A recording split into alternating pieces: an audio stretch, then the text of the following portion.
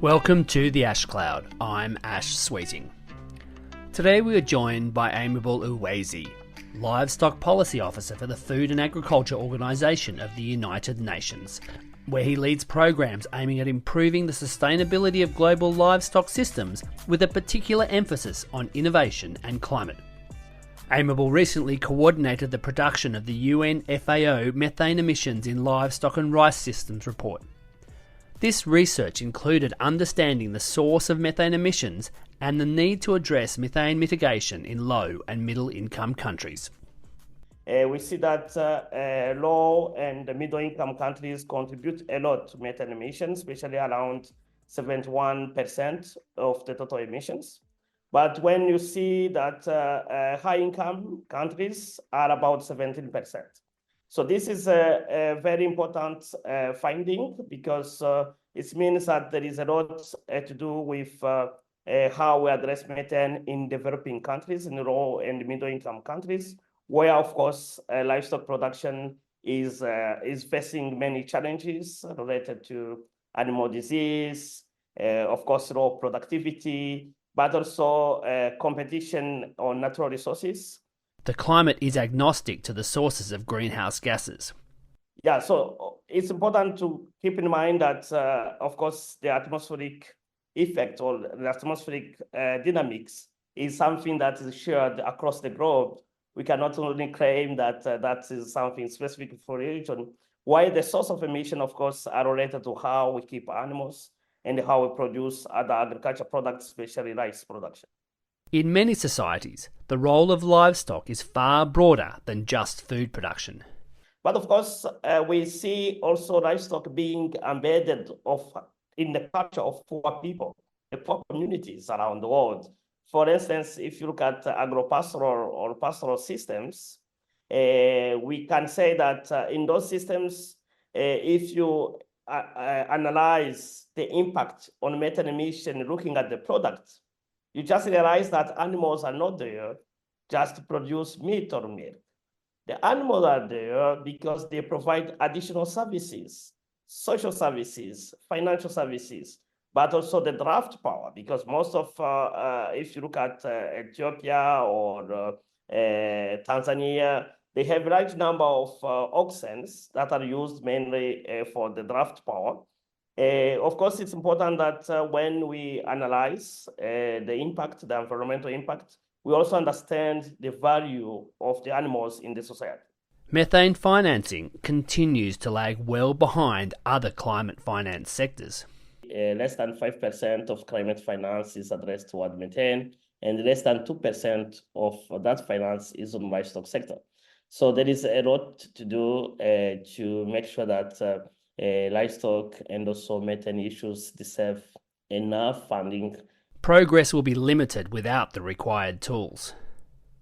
Most of the countries don't have access to tools to measure methane, especially if developing countries are contributing almost 8% of the total methane emissions. Of course, we need to accurately measure those ones because it's really a big hotspot. Global commitment to addressing livestock methane emissions is growing. So far, we have supported more than 12 countries through the national multi-stakeholder dialogue, and we see that almost all of them are committed to address climate change in livestock. And the other aspect that we see is that few countries now are coming with a specific national methane framework or national methane roadmap in the livestock sector. So when we engaged Burkina Faso for the first time, one thing that was very, very interesting is how enthusiastic was the Minister of Environment, Minister of Livestock, to really have a specific program addressing climate change in livestock. Engaging with farmers is critical. What I see around the world is that farmers are very willing. They are willing to listen. They are willing to find solutions, but they are also worried that some solutions, they may not be able to afford them.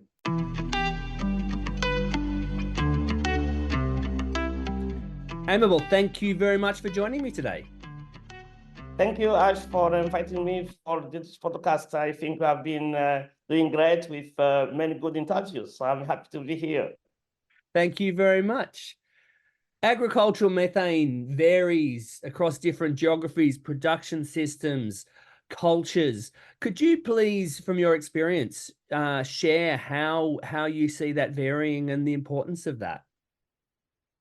Yeah, so thank you for that question. So it's true that the main sources of agricultural methane, they vary a lot across different production systems, geography, of course, culture. As livestock is mainly embedded in culture and the societies. Of course, there are key elements of vulnerability that maybe I want to touch base here. First of all, if you look at the regional disparities, we know that mainly the methane emissions in economic cooperation development countries, what we call OECD countries, are about 22 million tons of methane. But of course, if you look at non-OECD countries, which are mainly developing countries, that is about 88 million tons. Of course, you can say that the emission of methane are quite skewed toward developing countries. Of course, we can also look at this in a different way by looking at the income of countries. So if we pick, for instance, the enteric methane, we see that low and middle income countries contribute a lot to methane emissions, especially around 71% of the total emissions. But when you see that high income countries are about 17%.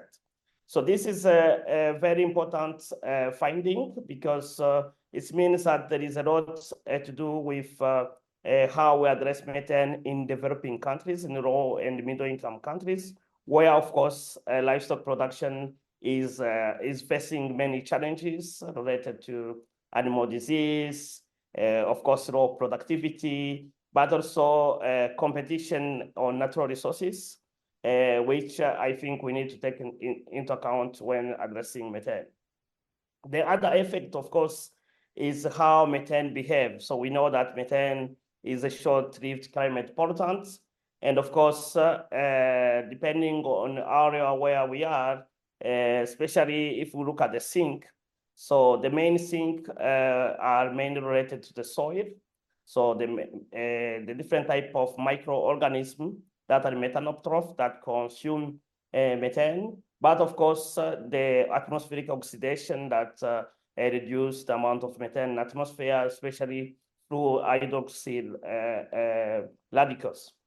Yeah, so it's important to keep in mind that, of course, the atmospheric effect or the atmospheric dynamics is something that is shared across the globe. We cannot only claim that that is something specific for a region, while the source of emission, of course, are related to how we keep animals and how we produce other agriculture products, especially rice production. So you mentioned that livestock are embedded in culture and societies.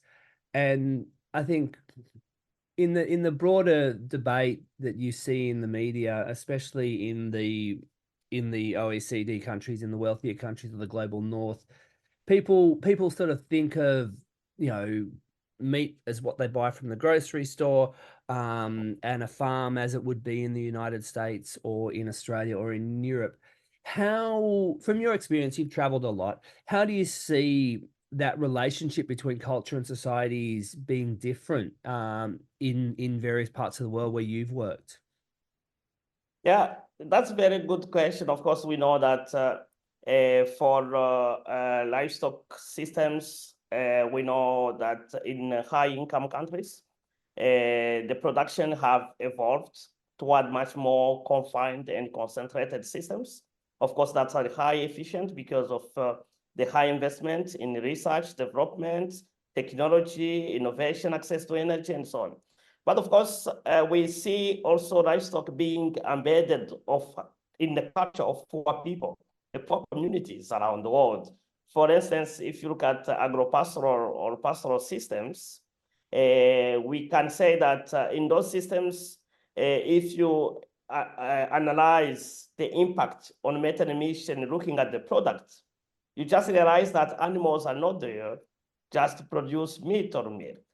The animals are there because they provide additional services, social services, financial services, but also the draft power, because most of, if you look at Ethiopia or Tanzania, they have a large number of oxen that are used mainly for the draft power. Of course, it's important that when we analyze the impact, the environmental impact, we also understand the value of the animals in the society. The other aspect that is very important is that, of course, if you compare developed versus developing, of course, it's always a very a tricky debate, but we can also say that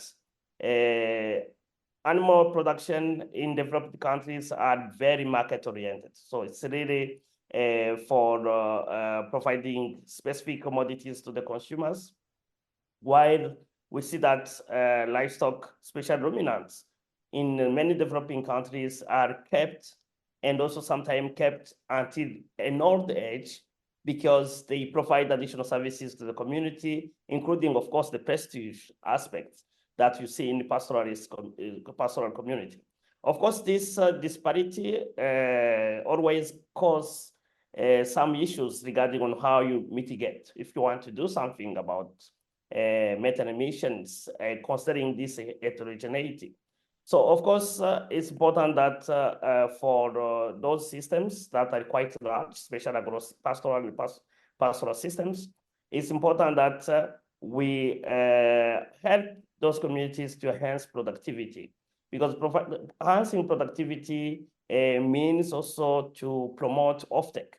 So sometimes animals are kept for until an old age, and sometimes when there is a climate crisis, or those animals may die because, of course, there is a lack of resources.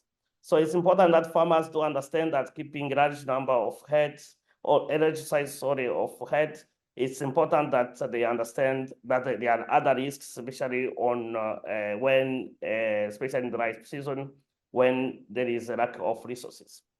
However, we know that there are systems in the middles that we cannot only classify based on the income of countries. Those are mainly mixed systems that are different farms, either confined or on the grassland, where we see that in all countries in the world, you will find those type of systems where some farmers are able to access the different technology or innovation on the market.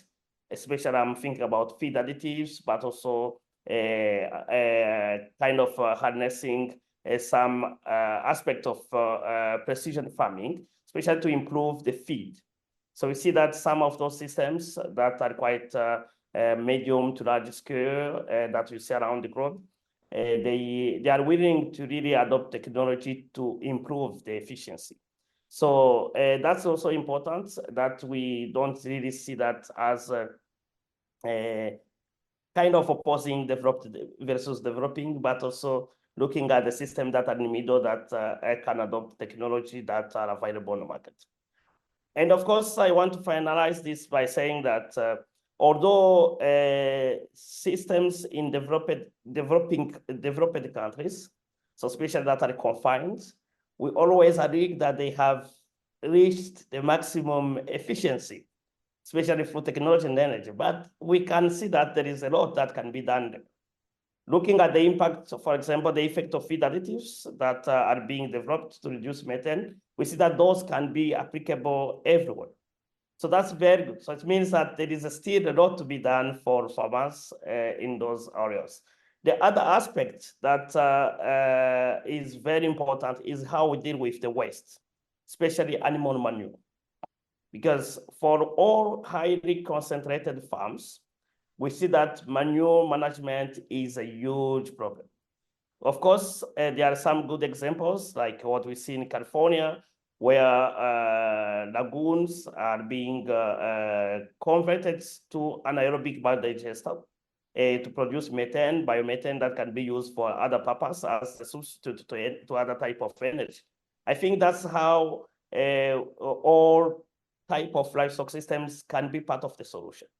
So, of course, we recognize that the pathways are different, but also the pace will be different because, of course, some farmers are aware and that need to be aware or to find solution on how to address. But what I see around the world is that farmers are very willing. They are willing to listen. They are willing to find solutions, but they are also worried that some solutions they may not be able to afford them because, of course, the margin are too small to absorb additional production cost. So that's where the role of government can play, especially to help farmers to access more incentives and more, let's say, premium prices to boost a little bit the access to market and also their income. There's been over time, you mentioned that, whilst the US or European systems are highly efficient, they're still far from perfect. There's a lot of issues like the manure management, runoff pollution, all sorts of things. They're not perfect, but there's been I guess a trend probably over the last 40 or 50 years of trying to just transplant a European or American system into Africa or Asia or to South America. What do you think needs to be done so that the mistakes that were made in the way the systems were developed in the global north aren't just simply transplanted and repeated in the global south?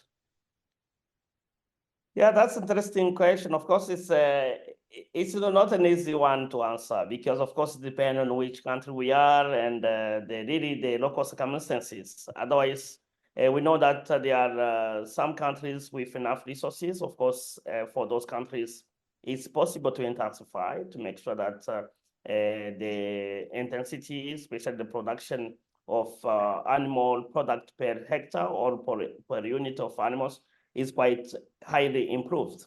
But we know that some of the animals that are able to provide that high efficiency are also maybe are not well adapted to the local conditions.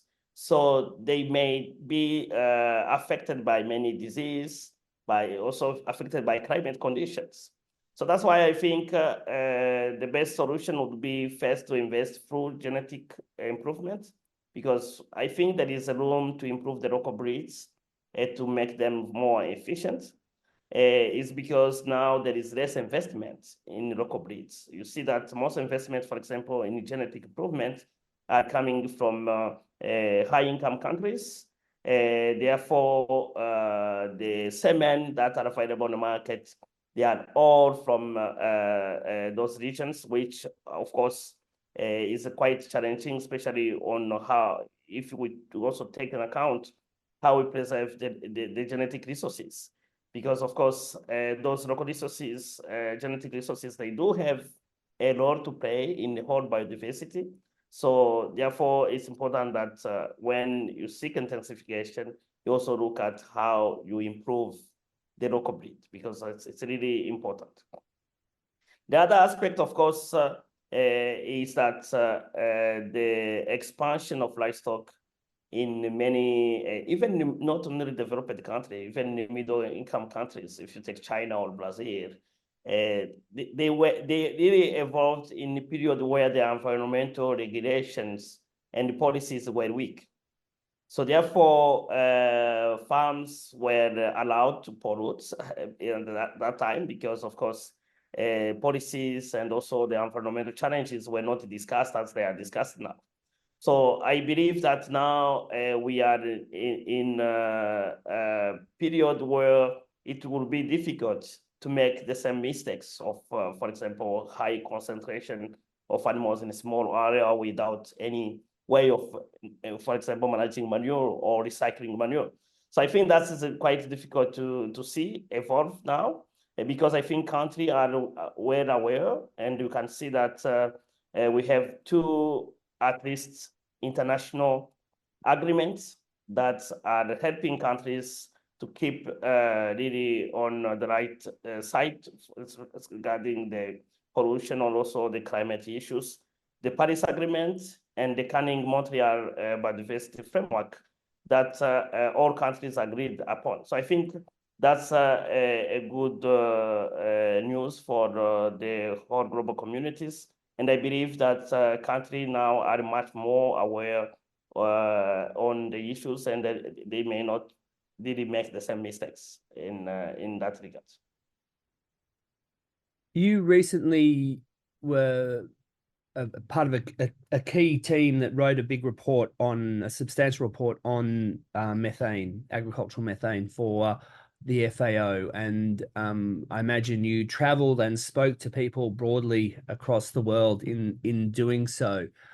Given what you just said about I guess, both the environmental concerns and the environmental regulations, how has that been accepted, or what's the attitudes of the both the farmers in many of the countries you visited and also the government to how urgent it is to solve some of these issues, and how that's affecting their businesses, their countries?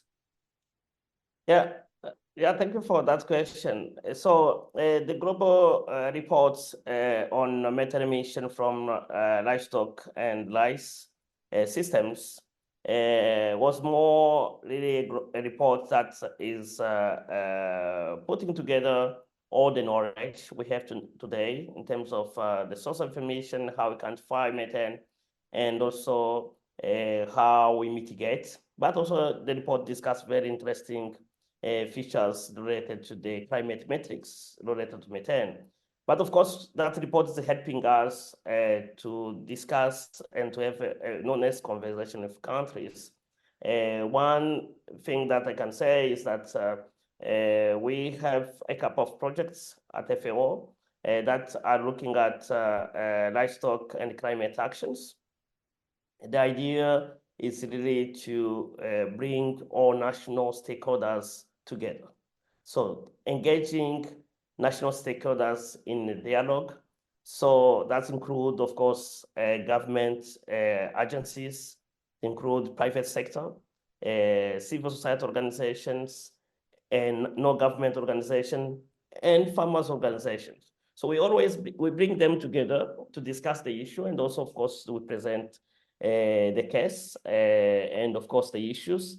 And we see that through those dialogue, countries can easily change and start being aware of the problem, and also start taking action. So far we have supported more than 12 countries through the national multi-stakeholder dialogue. And we see that almost all of them are committed to address climate change in livestock, which is not the case when you look at their NDC. So if you look at the NDC, stand for the nationally determined contributions, which are the climate commitments each country is commit to the Paris Agreement. And the other aspect that we see is that few countries now are coming with a specific national methane framework or national methane roadmap in livestock sector. So because, of course, they see the opportunity. So which opportunity is coming there? Is that for a country that has committed on mitigation at certain level, of course, if you add a sector that can provide huge benefit to the climate, like livestock, methane, that's open a huge opportunity to the carbon markets. So since the Conference of Parties in Glasgow, when the workbook for the Article 6.2 was adopted. So now countries are much more willing to cooperate on carbon markets to make sure that they can really harness that opportunity within livestock sector, but also all sorts of methane. So it can be also waste, it can also be oil and gas for the countries that have that resources. And also the other aspect is that now countries are much more conscious that addressing methane is kind of a low-hanging fruit for slowing the global temperature increase. So therefore, there is a good willingness for most of countries to address that. So the other type of experience that was quite amazing to see is that most of the countries don't have access to tools to measure methane, but they have access to one interesting tool, which is the IPCC International Intergovernmental Panel on Climate Change guidelines to assess emissions. So the IPCC guidelines, especially either Tier 1, Tier 2, we see that when most countries were willing to use always Tier 1 because it's much more easier, but we have been training national stakeholders on Tier 2 approaches to assess greenhouse gas emissions in the livestock sector. But it's interesting to see their feedback, because when they understand how emissions are estimated, they understand quickly how you can mitigate them. And one area that is quite easy to understand for them is the feed quality. Digestibility of feed quality are the main entry point. I think for most of the countries where we are conducting those training, you see that stakeholders say, okay, so this is something that we can do. So it's not that something that they can do, it's something they can do. Of course, increasing feed efficiency will reduce methane on a certain point. Of course, you will need additional elements like methane inhibitors, but I believe is a starting point for many developing countries, because improving food quality is something that's really on their hand. So that's very interesting. So I want to finalize this by giving another quick story. So 2 years ago, we organized an event in Kenya, and we visited a farmer in Nakuru, Kenya. And the farmer was interesting in a way that when we arrived, the first thing he said, of course, he was aware that we're talking about climate, but the first thing he said was that he showed a good understanding on methane emissions, and he was very proactive in finding solutions. So he teamed up with an animal nutritionist, and he invested huge amount of money in a huge mixer, because he has like a farm of 300 cattle. And he invested in a huge mixer because he wanted to make sure that the feed is of high quality across seasons. So that's very, very important, that sometimes we believe that those solutions are difficult to implement in many developing countries, but all the time we go to the field, you will see always a farmer that is really a champion. So those type of examples are very, very important to see that across the world, we always have champions. We always have farmers that are proactive. So we should not always say that farmers cannot do it. I think farmers can do it. We need to have the right policy, the right incentives, and also to involve, of course, the private sector, especially all cooperatives working on different value chains of meat, milk, and so on, to be well involved in that, in supporting farmers to achieve the sustainability. I think it's wonderful that you've highlighted that farmer in Kenya, and I think those champions, the more their stories are told, and the more their stories are spread broadly within their communities and other communities, they can easily be role models for other people to follow. So I think that is absolutely wonderful. So thank you very much for sharing that. You are welcome. In terms of, you mentioned there were 12 countries that have joined so far. Is there an example you can share with us of the process and how that works, and what one of the countries that's kind of really enthusiastically jumped on board the program? Is there something you can share with us as how that evolved?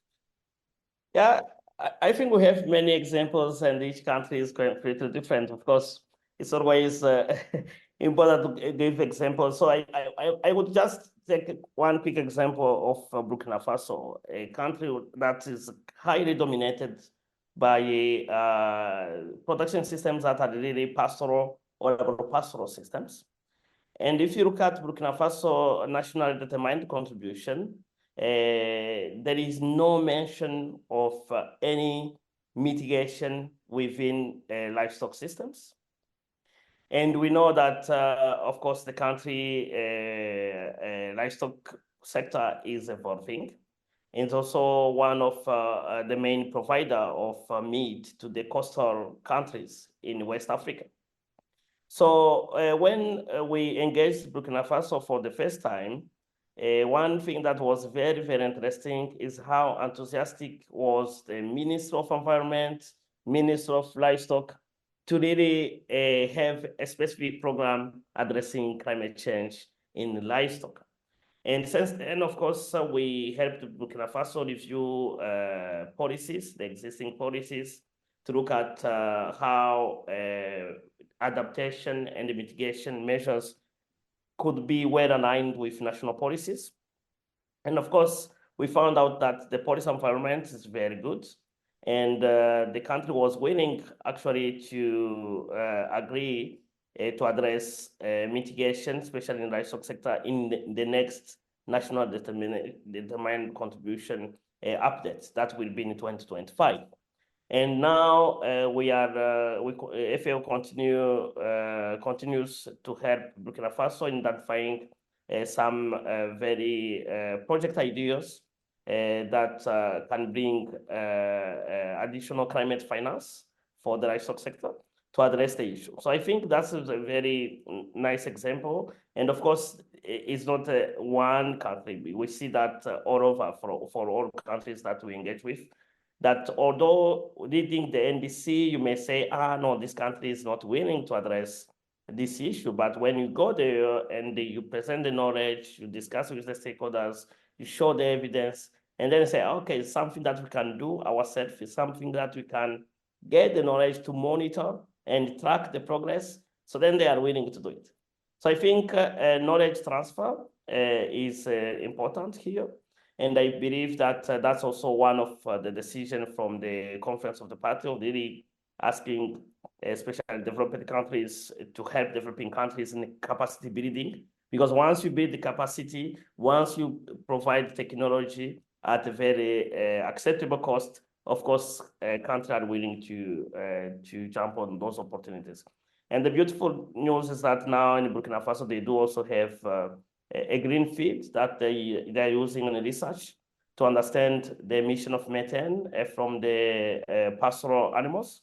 And I think that's, I'm looking forward to when that publication will be done, to see actually the difference between modeling and the actual measurement on animals, which I believe is one added value for the West Africa, especially for the Sahelian livestock systems. Thank you. You've mentioned monitoring a few times, the lack of technology or the cost of technology to monitor actual real emissions compared to modeling. How big? Because obviously methane's an invisible gas. You can't see it, you can't smell it. How important do you think actually getting real live data from the various different production systems, be that in West Africa or East Africa or Asia, is to help those countries understand their systems and also then mitigate them? Yeah, that's a very good question. I think it's difficult to manage something that you cannot measure, right? So I think this is the bottom line, and I think that if, of course, that technology can be available for many countries, especially I'm looking at different research institutes in developing countries or universities that can access them, that can help to accurately estimate emissions. However, of course, so far, the default way of doing it is to follow the Tier 2 approach, which, of course, if you use high quality data, which is difficult to find always, especially many countries don't have national census that are recent, or they don't collect head parameters. or the performance parameters that are needed actually to estimate those emissions.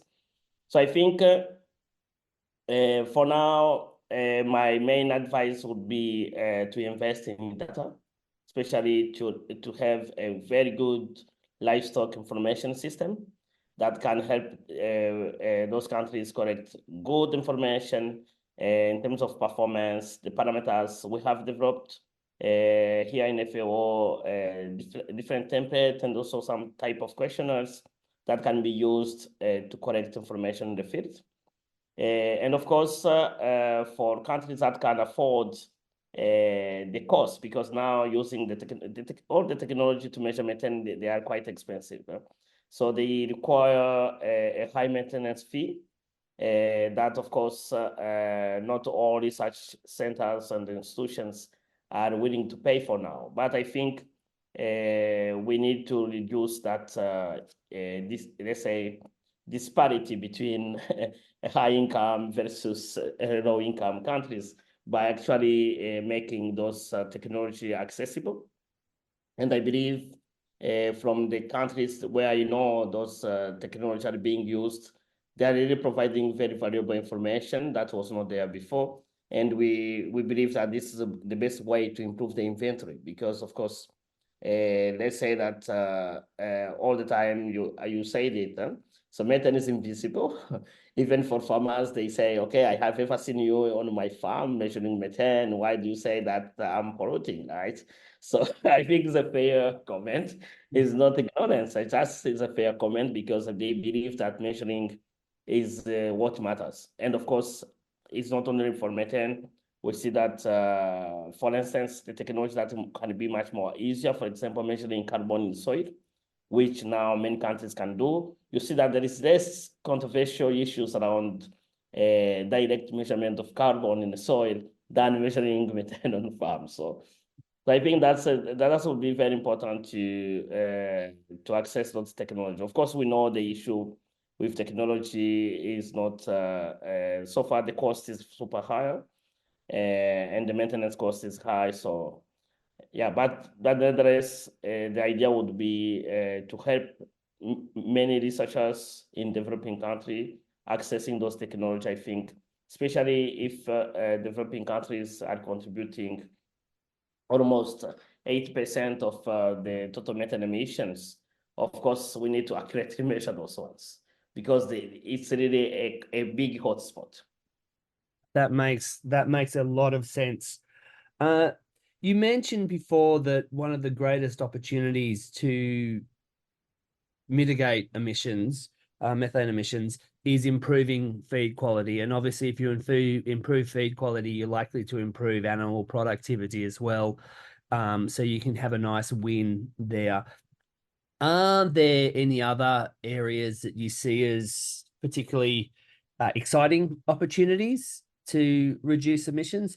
And also, where do you see the biggest risks or the biggest challenges in terms of mitigating emissions, across the countries you're working with?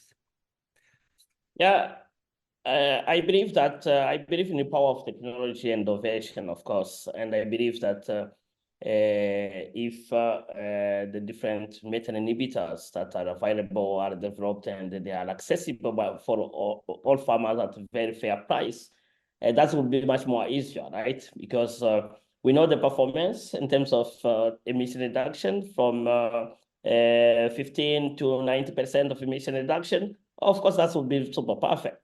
But of course, we know that there are risks associated to that. And those are mainly, I think there is still some concern for many farmers, but also regulators in terms of the long-term impact of using, for example, methane inhibitors. And of course, that's why there is always the issue regarding regulation. But we see that many countries are willing to regulate because, of course, with the commitments on global methane pledge, which is to reduce emissions by 30%. Of course, livestock must contribute its fair share to that goal. So we see that many countries are kind of willing to regulate those products. And we see that also that industry, especially those that are really investing a lot heavily in research and development. They are very willing to find additional solutions that can be very complementary to what is existing, especially I'm thinking about FreeNob. We know that there are some advancement now with the seaweed and so on. But of course, besides using inhibitors, there is one element that I see with high potential is the genetics. So we see that, of course, investment in genetics, genetic improvement from New Zealand to UK, Canada, and other countries. We know that if we can find genetic strains or some genes that may be very responsible for low emission animals, that would be fantastic. Of course, it goes to the same question that I mentioned before about the conservation of different breeds and so on. So we need also to be careful on how, because I don't think that you can invest in low emission animals across all breeds. So therefore, there is a certain level we can't go beyond in terms of accessing those genetics. But I believe that is one of the solutions. Beyond animals, I think biogas. I come back to the biogas anaerobic digestion because, of course, for many developing countries, biogas can be also a source of energy, which I think is something very good because accessing energy sources at household, we see that many poor households, they still use firewoods or charcoal, which has a high level of pollution, of course, especially air pollution. So there are many pollutants related to that. But of course, if they access high quality biogas, that can also help in accessing renewable energy at household level. We see some examples of biogas that has been successful, but there are others that has been failing, of course, for many reasons. So, but I believe that biogas can be a technology for both large-scale farms and also small size. Of course, the issue with biogas is the cost, because the digester is quite expensive. Even the small scale is quite expensive. So, which so far, I think in many developing countries where those projects are implemented, there is always an incentives and a subsidy associated to the access of that technology. But I think also in the developed countries, you see that all those large-scale biogas plant has been subsidized. So meaning that it's not a technology that so far is cost-effective alone as a standalone, because you need really to wait many years to get your return on investment. But of course, is part of the solution, especially for all zero grazing systems or confined systems that can better convert a part of carbon into biogas for the household, also for grid, because for large scale, of course, usually the energy is sold to the national grid or used for quite a large scale programs. And in terms of the greatest challenges or the greatest risks, where do you see those? Yeah, so I think they are quite some risk, but maybe some are worth taking, because I believe the huge investment that is being done on methane is worth it. But of course, the issue is that there's a risk and challenge. The issue is really accessing such investments across the globe, because there is still inequality in accessing the research funds. So, however, I see many risks, for example, related to the quality of the product, because of course it's something that we have not investigated yet a lot to understand how, for example, changing the rumen ecosystem will affect the product in the long term. So far, in many short-term trials, they are quite good news. But of course, sometimes you see a couple of papers highlighting the risk of having some residues, for example, of bromoform or other residues in the final product. So I think it's something that we need to be well studied. But of course, the issue here is they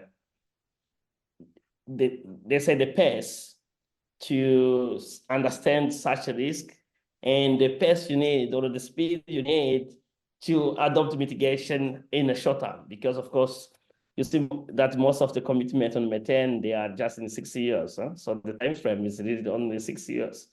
And we see that that's very challenging.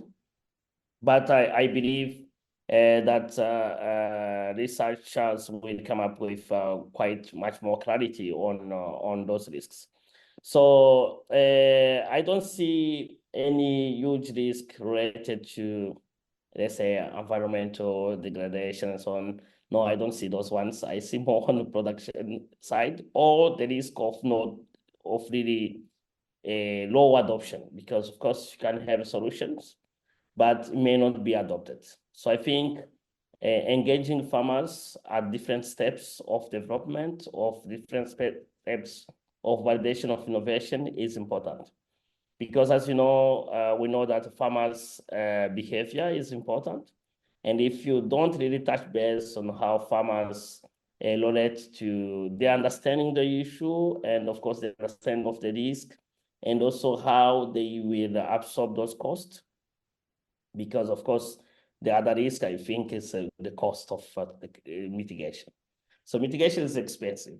That's of course, there are some that are cost effective that can be, but of course, you see that cost effective solutions reduce less emissions as compared to to high cost solutions. So it's important that government looked at different policies. So policies that can help farmers, can give incentives, not only to farmers, but to the whole actors across the value chain, because all must be engaged toward those solutions. Because, for instance, if you look at in all organized markets, so if I take an example of milk, you see that the quality of milk is always regulated by the company that buy the milk, so the buyer. So usually farmers that are supplying, they must always follow the standards of the buyer.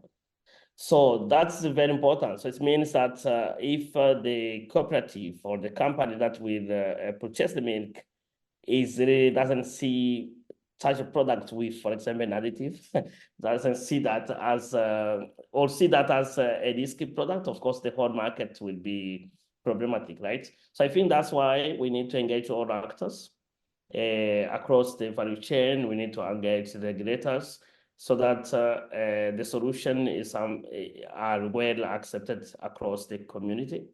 And of course, when we can also have some specific mitigation approaches to mitigate those risks, because it's important that by adopting especially the new technology, the new innovative technology, we are well able to mitigate. The other point I want to touch base, maybe lastly, is related to the rumen ecosystem.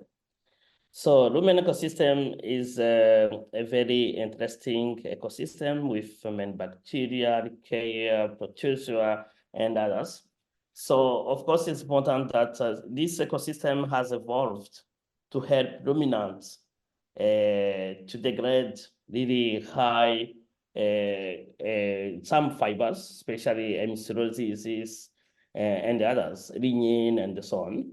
So it's important that we understand how changing that ecosystem will impact the future cow, right? Because if you change the ecosystem, and of course the ruminants lose some ability to degrade such of those materials that actually we need. Actually, it's a very good service, because ruminants are good in converting inedible materials, fibers, into proteins. and animal products that we need for our nutrition, right?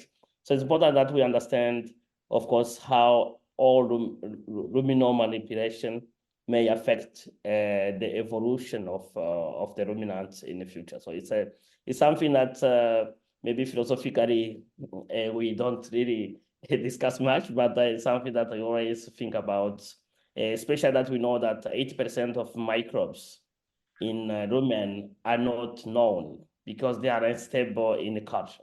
So it's something that we need to understand because their role sometimes is considered as negligible, but I think they have a huge role they play in that ecosystem. So we need to understand how all the solutions are affecting such a very unique ecosystems of microbes. Amable, it's been an absolute pleasure speaking with you today, and thank you very much for sharing everything that or your experiences. Before we go, is there anything you'd like to add that you haven't already, or we haven't already previously discussed? Yeah, I just want to share that, of course, at FAO, we published a very interesting study recently on pathways to low emissions in the livestock sector, which actually outline what would be the major mitigation potential of different solutions, and also highlighting the fact that all stakeholders must be engaged, because we know that for different production systems, there are different pathways, but it's important that all stakeholders are aware that solutions are there, but of course, for each production system, those solutions must be adopted and also adapted to the local circumstances. The second fact that I want to share is that not all production system will be able to mitigate. So we need to be conscious about that, because of course, depending of the development objectives of different countries, some countries may improve the productivity, may improve the efficiency, but may not necessarily reduce the absolute emissions. They may reduce the emission intensity. So we need also to be very conscious about that fact, especially for countries that are looking at the expansion of the livestock sector due to a high demand of the internal market. The last element I want to touch base is that we have a lot of work to do in the future.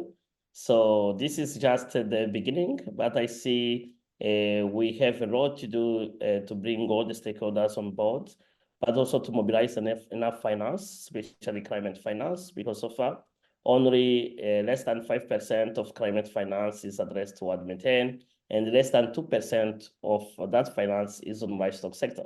So there is a lot to do to make sure that livestock and also methane issues deserve enough funding that can help the different stakeholders and all the champions working on this area to address the problem in a very short term or mid-term. So thank you so much for this opportunity to have this conversation with you. Thank you. My pleasure, Amable. Thank you very much. Thank you. You've been listening to The Ash Cloud with me, Ash Sweeting, in conversation with Amable Uwezi, recorded in California in January 2024.